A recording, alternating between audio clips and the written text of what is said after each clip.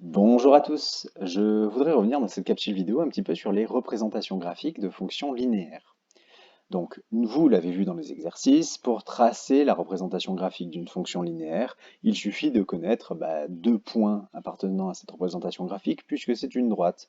Et pour ça, ce qu'on peut faire, c'est calculer les coordonnées de deux points en choisissant deux nombres x, ce que je veux, en calculant leurs images, et ça donne les coordonnées de deux points. Donc c'est par exemple ce que vous avez fait dans l'exercice 7.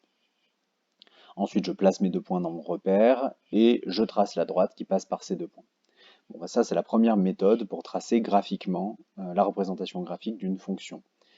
D'ailleurs, j'attire votre attention que la représentation graphique passe toujours par l'origine du repère.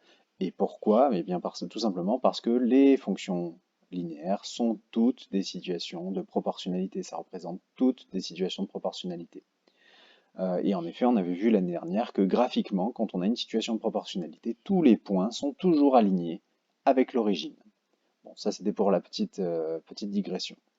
Alors, deuxième méthode pour tracer la représentation graphique d'une fonction linéaire. Eh bien, il faut partir d'un point. Alors l'avantage, c'est que, encore une fois, pour les fonctions linéaires, le point de l'origine du repère, 0, 0, de coordonnées 0, 0, il appartient toujours à la représentation graphique. Je peux donc partir de ce point-là. Et l'idée, c'est d'essayer de voir ce qui se passe pour le nombre suivant sur l'axe des abscisses. Entre autres, je vais donc avancer de 1, et je vois que j'arrive à 1.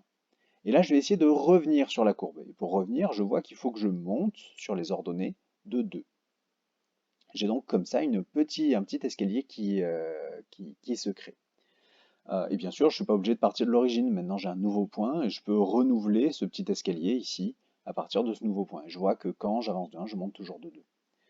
Et ça, c'est très intéressant puisque le 2, eh bien, il se trouve que c'est exactement le coefficient de la fonction linéaire.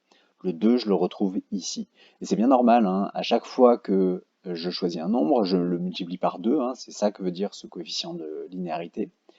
Et donc, évidemment, si à ce nombre, donc par exemple 0, j'ajoute 1, eh bien, je vais de nouveau ajouter 2 au résultat. Donc, l'image de 0 ici, c'était 0.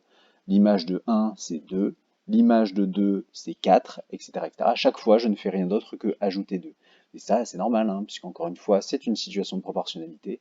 Et dans une situation de proportionnalité, il y a entre autres cette propriété, hein. Quand j'ajoute 1, j'ajoute le double enfin j'ajoute en tout cas le coefficient de proportionnalité en dessous, hein, sur la ligne du dessous. Et c'est ça que je retrouve ici, c'est cette même propriété. Donc, si je veux soit tracer la courbe, soit connaître le coefficient de linéarité, donc le coefficient de la fonction linéaire, je peux aussi faire comme ça, hein, trouver, j'avance de 1 sur l'axe des abscisses, et je regarde de combien je monte sur l'axe des ordonnées, ou d'ailleurs de combien je descends. Ça marche pareil, on va prendre une deuxième fonction, celle-ci. Donc cette fois-ci, le coefficient de linéarité est négatif. Alors j'attire votre attention que ça, c'est bien une fonction linéaire, hein, puisque le nombre x, je le multiplie par moins 1.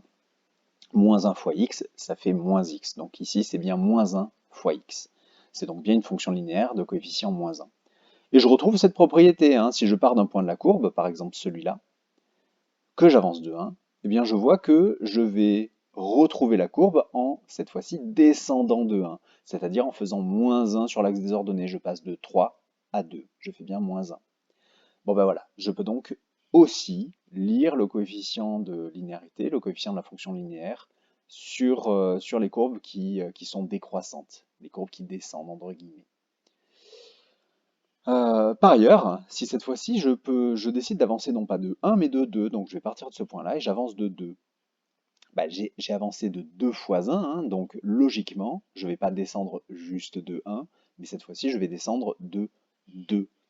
Autrement dit, je peux aussi, si ce n'était pas possible de savoir de combien je monte ou je descends en avançant que de une unité sur l'axe des abscisses, je peux avancer en fait d'autant d'unités que je veux. Par exemple ici de 2, je vois que quand j'avance de 2, je descends de 2, ce qui veut dire que mon coefficient de la fonction linéaire, il se trouve en faisant une petite division, moins 2 divisé par 2.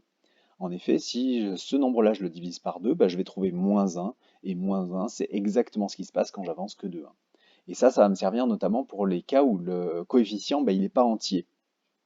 Ici, par exemple, il est difficile de savoir à partir de ce point, donc qui est bien sur la courbe, quand j'avance de 1, bah, exactement de combien je suis monté ici. Alors je sais que le coefficient est positif, mais je peux pas, enfin c'est difficile en tout cas de savoir exactement de combien je suis monté.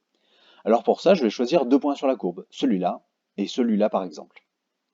Et je vois que sur les abscisses, je dois avancer de 4 pour joindre ces deux points. Donc je fais un déplacement de 4 sur l'axe des abscisses. Et dans le même temps, sur l'axe des ordonnées, pour revenir sur le point, je ne monte que de 1. Le coefficient de la fonction linéaire est donc 1 divisé par 4, le nombre sur l'axe des ordonnées, divisé par le nombre sur l'axe des abscisses. Et ça fait 1 quart, ou 0,25. C'est exactement le nombre que l'on retrouve ici. Et bien cette capsule est maintenant terminée, je vous remercie pour votre attention, n'hésitez pas à poser vos questions si vous en avez. À bientôt.